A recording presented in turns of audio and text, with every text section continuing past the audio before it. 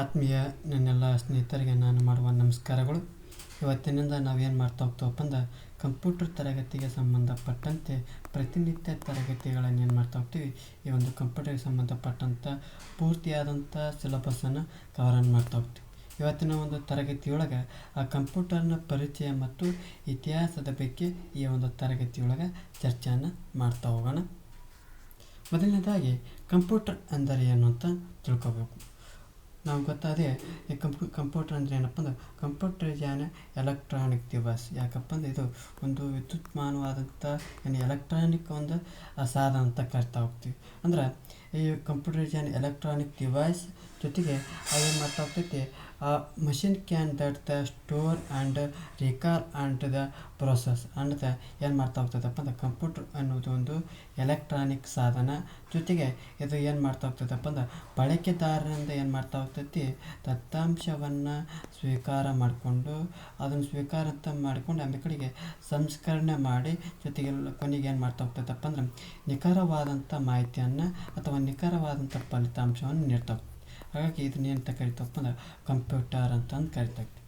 Computer ಅಂದ್ರೆ computer ಅನ್ನುವುದು ಒಂದು ಎಲೆಕ್ಟ್ರಾನಿಕ್ ಸಾಧನ ಮತ್ತು ಅದರ ಬಳಕೆದಾರರಿಂದ ದತ್ತಾಂಶವನ್ನು ಮಾಹಿತಿಯನ್ನು ಸ್ವೀಕರಿಸಿ ಸಂಸ್ಕರಿಸಿ ಏನು ಮಾಡ್ತಾ ಹೋಗ್ತೈತಿ, ನಿಖರವಾದಂಥ ಫಲಿತಾಂಶವನ್ನು ನೀಡ್ತಾ ಹೋಗ್ತೈತಿ. ಇದನ್ನು ನಾವು ಏನಂತ ಕರಿತೀವಿ, ಕಂಪ್ಯೂಟರ್ ಅಂತ ಕರಿತಾ ಹೋಗ್ತೀವಿ. ಅದೇ ರೀತಿ ಇಂಗ್ಲೀಷ್ನೊಳಗೆ ಏನಂತ ಕರಿತಾವಪ್ಪ ಅಂದ್ರೆ computer is on electronic machine that can store recall and process the data ಅಂತಂದು ಕರಿತಾ ಹೋಗ್ತೀವಿ. ಅಂದರೆ ಬಳಕೆದಾರರಿಂದ ದತ್ತಾಂಶವನ್ನು ಸ್ವೀಕರಿಸಿ ಸಂಸ್ಕರಿಸಿ ನಿಖರವಾದಂಥ ಫಲಿತಾಂಶವನ್ನು ಏನು ಮಾಡ್ತಾ ಹೋಗ್ತೈತಿ, ಈ ಕಂಪ್ಯೂಟರ್ ಕೊಡ್ತಾ ಹೋಗ್ತೈತಿ. ಜೊತೆಗೆ ಈ ಒಂದು ಕಂಪ್ಯೂಟರ್ ಯಾವುದರ ಒಂದು ಸೂತ್ರದ ಮೇಲೆ ನಿರ್ವಹಣೆ ಮಾಡ್ತಾ ಹೋಗ್ತೈತಪ್ಪ ಅಂದ್ರೆ ಐ ಪಿ ಯು ಅಂತಂದು. ಐ ಪಿ ಯು ಅಂದರೆ ಏನಪ್ಪ ಅಂದ್ರೆ ಇನ್ಪುಟ್ ಪ್ರೋಸೆಸ್ ಜೊತೆಗೆ ಔಟ್ಪುಟ್. ಈ ಒಂದು ಇನ್ಪುಟ್ ಪ್ರೋಸೆಸ್ ಮತ್ತು ಔಟ್ಪುಟ್ಗಳ ಒಂದು ಮೂಲಕ ಏನು ಮಾಡ್ತಾ ಹೋಗ್ತೈತಿ, ಈ ಒಂದು ಕಂಪ್ಯೂಟ್ರ್ ಕಾರ್ಯನಿರ್ವಹಣೆಯನ್ನು ಮಾಡ್ತಾ ಹೋಗ್ತೈತಿ. ಹಾಗಾದ್ರೆ ಕಂಪ್ಯೂಟ್ರ್ ಪದದ ಮೂಲ ಪದದ ಅರ್ಥ ಏನಪ್ಪ ಅಂದ್ರೆ ಕಂಪ್ಯೂಟ್ರ್ ಎಂಬ ಪದವು ಆಂಗ್ಲ ಭಾಷೆಯ ಕಂಪ್ಯೂಟರ್ ಪದಕ್ಕೆ ಸಮನಾಗ್ತೈತಿ. ಈ ಒಂದು ಕಂಪ್ಯೂಟರ್ ಪದವು ಕಂಪ್ಯೂಟ್ ಯಾವುದು ಲ್ಯಾಟಿನ್ ಭಾಷೆಯ ಕಂಪ್ಯೂಟ್ ಪದದಿಂದ ಬರ್ತಾ ಹೋಗ್ತೈತಿ. ಯಾವ ಭಾಷೆಯಿಂದ ಬರ್ತಾ ಹೋಗ್ತೈತಿ, ಲ್ಯಾಟಿನ್ ಭಾಷೆಯ ಕಂಪ್ಯೂಟ್ ಅಂತ ಪದದಿಂದ ಬರ್ತಾ ಹೋಗ್ತೈತಿ. ಇದರ ಅರ್ಥ ಏನಪ್ಪ ಅಂದ್ರೆ ಲೆಕ್ಕ ಮಾಡು ಅಂತ ಅರ್ಥ. ಏನು ಲೆಕ್ಕ ಮಾಡು ಅಂದರೆ ಕಂಪ್ಯೂಟರ್ ಎಂಬ ಪದವು ಲ್ಯಾಟಿನ್ ಭಾಷೆಯ ಕಂಪ್ಯೂಟ್ ಪದದಿಂದ ಬರ್ತಾ ಹೋಗ್ತೈತೆ. ಕಂಪ್ಯೂಟರ್ ಅಂದರೆ ಏನಪ್ಪ ಅಂದ್ರೆ ಲೆಕ್ಕ ಮಾಡು ಅನ್ನೋದು ಈ ಒಂದು ಪದದ ಅರ್ಥ ಆಗೋದನ್ನು ನೋಡ್ತಾ ಹೋಗ್ತೀವಿ. ಹಾಗಾದರೆ ಕಂಪ್ಯೂಟರ್ನ ಪಿತಾಮಹ ಯಾರು? ಈಗಾಗಲೇ ಗೊತ್ತೈತಿ ನಿಮಗೆ. ಕಂಪ್ಯೂಟರ್ನ ಪಿತಾಮಹ ಯಾರಪ್ಪ ಅಂದ್ರೆ ಚಾರ್ಲ್ಸ್ ಬ್ಯಾಬೇಜ್. ಯಾರು ಕಂಪ್ಯೂಟರ್ನ ಪಿತಾಮಹ ಯಾರಪ್ಪ ಅಂದ್ರೆ ಚಾರ್ಲ್ಸ್ ಬ್ಯಾಬೇಜ್. ಯಾಕ್ರಿ ಇವ್ರನ್ನ ಕಂಪ್ಯೂಟರ್ನ ಪಿತಾಮಹ ಅಂತ ಕರಿತಾವಪ್ಪ ಅಂದ್ರೆ ಇವರನ್ನು ಎರಡು ಆವಿಷ್ಕಾರಗಳನ್ನು ಮಾಡ್ತಾ ಹೋಗ್ತಾರೆ. ಯಾವುದು ಡಿಫರೆನ್ಸ್ ಇಂಜಿನ್ ಮತ್ತು ಅನಾಲಿಟಿಕಲ್ ಇಂಜಿನನ್ನು ಏನು ಮಾಡ್ತಾ ಹೋಗ್ತಾನೆ, ಕಂಡುಹಿಡಿತಾ ಹೋಗ್ತಾನೆ. ಯಾರು ಚಾರ್ಲ್ಸ್ ಬ್ಯಾಬೇಜ್. ಹಾಗಾಗಿ ಅವ್ರನ್ನ ಏನಂತ ಕರಿತಾವಪ್ಪ ಅಂದ್ರೆ ಕಂಪ್ಯೂಟರ್ನ ಒಂದು ಪಿತಾಮಹ ಅಂತಂದು ಕರಿತಾ ಹೋಗ್ತೀವಿ.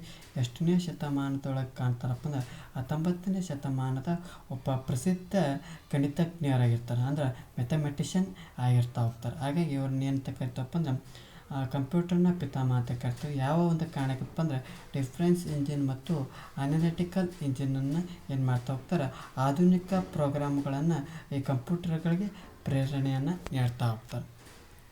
ಜೊತೆಗೆ ಮುಖ್ಯವಾಗಿ ಇನ್ನೊಬ್ಬರು ಬರ್ತಾ ಹೋಗ್ತಾರೆ, ಲೇಡಿ ಯಾಡಾ ಲವ್ಲೇಸ್. ಯಾರು ಲೇಡಿ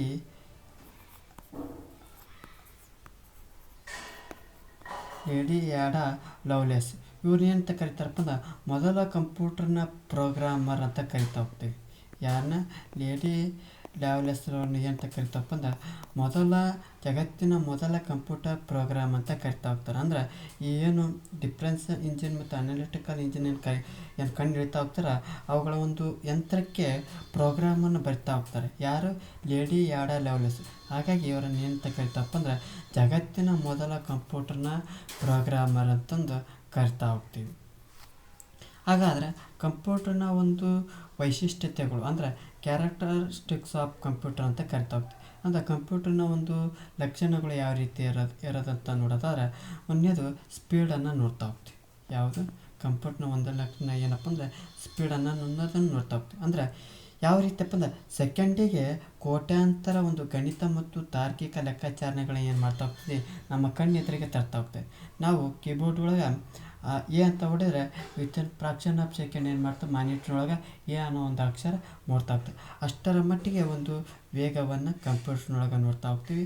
ಜೊತೆಗೆ ನಿಖರತೆಯನ್ನು ನೋಡ್ತಾ ಹೋಗ್ತೀವಿ, ಅಕ್ಯೂರೆಸಿ ಅಂತ ಕರಿತಾ ಹೋಗ್ತೀವಿ. ಅಂದ್ರೆ ಏನಪ್ಪ ಅಂದರೆ ಯಾವುದೇ ಒಂದು ತಪ್ಪುಗಳಿಲ್ಲದೆ ಏನು ಮಾಡ್ತಾ ಹೋಗ್ತೀವಿ ನಿಖರವಾದಂಥ ಮಾಹಿತಿಯನ್ನು ನೀಡ್ತಾ ಹೋಗ್ತೈತಿ. ಅಂದರೆ ಇಲ್ಲಿ ಮುಖ್ಯವಾಗಿ GIGO ಅಂತ ಕರಿತಾ ಹೋಗ್ತೀವಿ. ಗಾರ್ಬೇಜ್ ಇನ್ ಗಾರ್ಬೇಜ್ ಔಟ್ ಅಂತ ಕರಿತಾವೆ. ನಾವು ಯಾವ ಮಾಹಿತಿಯನ್ನು ನೀಡ್ತಾ ಹೋಗ್ತೇವೆ ಅದೇ ಮಾಹಿತಿಯನ್ನು ನೀಡ್ತಾ ಹೋಗ್ತೇವೆ. ಒಂದು ವೇಳೆ ನಾವು ತಪ್ಪು ಮಾಹಿತಿಯನ್ನು ನೀಡಿದಪ್ಪ ಅಂದ್ರೆ ಅದೇ ಒಂದು ತಪ್ಪು ಮಾಹಿತಿಯನ್ನು ನಮಗೆ ನೀಡ್ತಾ ಹೋಗ್ತೈತಿ. ಅಂದ್ರೆ ಅಷ್ಟರ ಮಟ್ಟಿಗೆ ಈ ಒಂದು ಕಂಪ್ಯೂಟರ್ ಒಂದು ಲಕ್ಷಣವನ್ನು ನೋಡ್ತಾ ಹೋಗ್ತೀವಿ. ಅಂದರೆ ಅಕ್ಯೂರೆಸಿಯನ್ನು ಕಾಣ್ತಾ ಹೋಗ್ತೀವಿ. ಮತ್ತು ಮುಂದುವರೆದು ನೋಡ್ತಾ ಹೋಗ್ತೀವಿ ಶೇಖರಣಾ ಸಾಮರ್ಥ್ಯ, ಅಂದ್ರೆ ಸ್ಟೋರೇಜ್ ವ್ಯವಸ್ಥೆಯನ್ನು ನೋಡ್ತಾ ಹೋಗ್ತೀವಿ. ಅಂದರೆ ವಿವಿಧ ರೂಪದ ಅಪಾರ ದತ್ತಾಂಶಗಳನ್ನು ಮತ್ತು ಪ್ರೋಗ್ರಾಮ್ಗಳನ್ನು ಆ ದೀರ್ಘಾವಧಿಯವರೆಗೆ ಏನು ಮಾಡ್ತಾ ಹೋಗ್ತದಪ್ಪ ಅಂದ್ರೆ ತನ್ನ ಒಂದು ಮೆಮೊರಿಯೊಳಗೆ ನೋಡ್ಕೊಳ್ತಾ ಹೋಗ್ತದೆ. ಜೊತೆಗೆ ಆ ಒಂದು ಸ್ಟೋರೇಜನ್ನ ಯಾವ ರೀತಿ ಒಂದು ಅಳತೆ ಮಾಡ್ತಾರಪ್ಪ ಅಂದ್ರೆ ಬೈಟ್ಸ್ನ ಮೂಲಕ ಅಳತೆ ಮಾಡ್ತಾ ಹೋಗ್ತಾರೆ. ಈ ಬೈಟ್ಸಿನ ಮೂಲಕ ಏನು ಮಾಡ್ತಾ ಹೋಗ್ತಾರೆ ಆ ಸ್ಟೋರೇಜ್ ಕೆಪಾಸಿಟಿನ ಏನು ಮಾಡ್ತಾ ಹೋಗ್ತಾರೆ ಅಳತೆಯನ್ನು ಮಾಡ್ತಾ ಹೋಗ್ತಾರೆ. ಈ ಒಂದು ಬೈಟಿಗೆ ಏನು ಅಂತ ಈ ಬೈಟ್ಸ್ ಎಷ್ಟುಗಳ ಒಂದು ಬಿಟ್ಟಿಗೆ ಸಮ ಅಂತಪ್ಪ ಅಂದ್ರೆ 8 ಬಿಟ್ಸಿಗೆ ಈ ಒಂದು ಬೈಟ್ ಸಮವಾಗಿರೋದನ್ನು ಕಾಣ್ತಾ ಹೋಗ್ತೀವಿ. ಇನ್ನೂ ಒಂದು ಪ್ರಮುಖವಾಗಿ ನೋಡೋದಾದರೆ ಜೊತೆಗೆ ಇದು ಒಂದು ವೆಚ್ಚದಾಯಕವಾಗಿರ್ತೈತಿ. ಕಂಪ್ಯೂಟರ್ ಎಂಬುದು ಈ ಒಂದು ರೀತಿಯ ವೆಚ್ಚದಾಯಕವಾಗಿರೋದನ್ನು ಕಾಣ್ತಾ ಹೋಗ್ತೀವಿ. ಜೊತೆಗೆ ಫ್ಲೆಕ್ಸಿಬಿಲಿಟಿ ಇರ್ತಾ ಹೋಗ್ತೀವಿ. ಅಂದರೆ ನಮ್ಯತೆ, ನಾವು ಯಾವ ರೀತಿ ಬಳಸ್ತಾ ಹೋಗ್ತೀವಿ ಆ ರೀತಿಯಾದಂಥ ಒಂದು ಮಾಹಿತಿಯನ್ನು ಮತ್ತು ನಮಗೆ ನಮ್ಯತೆ ಇರೋದನ್ನು ಕಾಣ್ತಾ ಹೋಗ್ತೀವಿ. ಇದಿಷ್ಟೇ ಅಂತಂದು ಕಂಪ್ಯೂಟರ್ನ ಒಂದು ಪ್ರಮುಖ ವೈಶಿಷ್ಟ್ಯಗಳ ಬಗ್ಗೆ ಮಾಹಿತಿ ಆಗ್ತೈತೆ. ಮುಂದುವರೆದು ಕಂಪ್ಯೂಟರ್ ಪೀಳಿಗೆಗಳ ಒಂದು ಇತಿಹಾಸವನ್ನು ನೋಡ್ತಾ ಹೋಗ್ತೀವಿ. ಇಲ್ಲಿ ನಾನು ಸಂಕ್ಷಿಪ್ತ ಮಾಹಿತಿಯನ್ನು ನೀಡ್ತಾ ಹೋಗ್ತೀನಿ. ಮುಂದಿನ ಒಂದು ತರಗತಿಯೊಳಗೆ ಕಂಪ್ಯೂಟರ್ನ ಒಂದು ಪೀಳಿಗೆಗಳ ಸಮಗ್ರವಾದಂಥ ಇತಿಹಾಸವನ್ನು ನೋಡ್ತಾ ಹೋಗ್ತೀವಿ. ಇಲ್ಲಿ ಮೇಲ್ನೋಟಕ್ಕೆ ನೋಡ್ತಾ ಹೋಗೋಣ. ಮೊದಲನೇ ಒಂದು ಪೀಳಿಗೆ ಎಷ್ಟರೊಳಗೆ ನೋಡ್ತಾ ಹೋಗ್ಬೋದು 1940ರಿಂದ 56 ಒಳಗೆ ನೋಡ್ತಾ ಹೋಗ್ತೀವಿ. ಇಲ್ಲಿ ಯಾವುದರ ಒಂದು ಬಳಕೆಯನ್ನು ನೋಡ್ತಾ ಹೋಗ್ತೀವಿ ಒಂದು ವ್ಯಾಕ್ಯೂಮ್ ಟ್ಯೂಬ್ನ ಒಂದು ಬಳಕೆಯನ್ನು ನೋಡ್ತಾ ಹೋಗ್ತೀವಿ. ನಿರ್ವಾತಗಳನ್ನು ಬಳಕೆ ಮಾಡ್ತಾ ಹೋಗ್ತಾರೆ. ಎರಡನೇದು ಪೀಳಿಗೆ ನೋಡ್ತಾ ಹೋಗ್ತೀವಿ 1956ರಿಂದ 63 ಅವಧಿಯನ್ನು ನೋಡ್ತಾ ಹೋಗ್ತೀವಿ. ಇಲ್ಲಿ ಏನು ಬಳಸ್ತಾ ಹೋಗ್ತಾರೆ ಟ್ರಾನ್ಸಿಸ್ಟರ್ಗಳನ್ನು ಬಳಕೆ ಮಾಡ್ತಾ ಹೋಗ್ತಾರೆ. ಇಲ್ಲಿ ಎರಡನೇ ಪೀಳಿಗೆಯೊಳಗೆ. ಮೂರನೇ ಪೀಳಿಗೆ ಒಂದು ಕಂಪ್ಯೂಟರ್ನೊಳಗೆ ಎಷ್ಟನೇ ಅವಧಿ ಅಂತ ನೋಡಿದ್ರೆ 1963ರಿಂದ 71ನೇ ಕಾಲಾವಧಿಯನ್ನು ನೋಡ್ತಾ ಹೋಗ್ತೀವಿ. ಇಲ್ಲಿ ಇಂಟಿಗ್ರೇಟೆಡ್ ಸರ್ಕ್ಯೂಟ್ಗಳನ್ನು ಬಳಕೆ ಮಾಡ್ತಾ ಹೋಗ್ತೀವಿ. ಅಂದರೆ ಇಲ್ಲಿ ಮುಖ್ಯವಾಗಿ ಟ್ರಾನ್ಸಿಸ್ಟರ್ ಬಳಕೆ ಕಡಿಮೆ ಆಗ್ತಾ ಇಲ್ಲಿ ಇಂಟಿಗ್ರೇಟೆಡ್ ಸರ್ಕ್ಯೂಟ್ಗಳ ಒಂದು ಬಳಕೆಯನ್ನು ಈ ಮೂರನೇ ಪೀಳಿಗೆಯೊಳಗೆ ನೋಡ್ತಾ ಹೋಗ್ತೀವಿ. ಜೊತೆಗೆ ನಾಲ್ಕನೇ ಪೀಳಿಗೆ ಅಂದ್ರೆ ಈ ಪ್ರಸ್ತುತ ಪ್ರೆಸೆಂಟ್ ಏನು ನೋಡ್ತಾ ಹೋಗ್ತೀವಲ್ಲ AI ಬಳಸ್ತಾ ಹೋಗ್ತೀವಿ.